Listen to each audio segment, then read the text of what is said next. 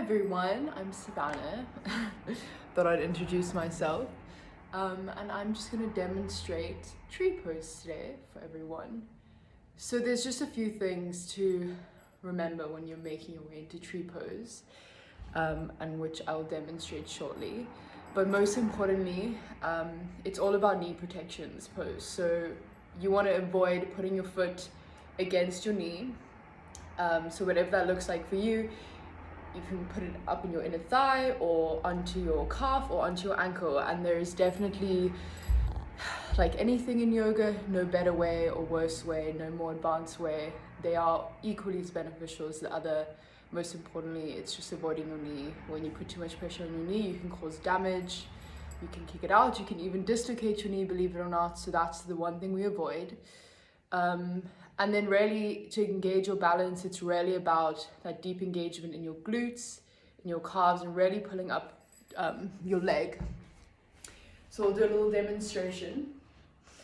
You can definitely use your hand as an assistant. That's what I always do, so you can bring it up. If it feels good, if you have the mobility, if you have the space, you can put it in your inner thigh. The other thing to really consider is that you don't want to be jutting your knee out. So we'll do a little side angle.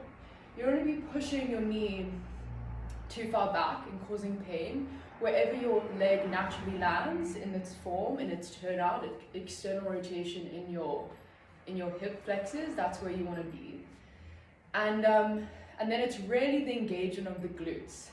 So glutes are notoriously sleepy muscles. We don't use them very well. So to turn them on, give it a little tap, give it a little poke to say, hey, wake up. And what I like to do is to place my hands on my hips to just make sure that my hips are nice and straight. And I do this a lot in yoga so that I'm not kicking out like this. You can kind of bring yourself back.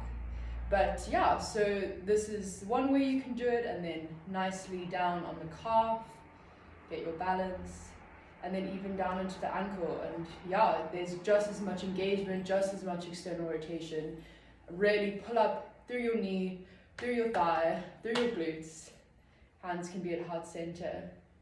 And then you can also grow your tree, which is an extension of this pose, hands up.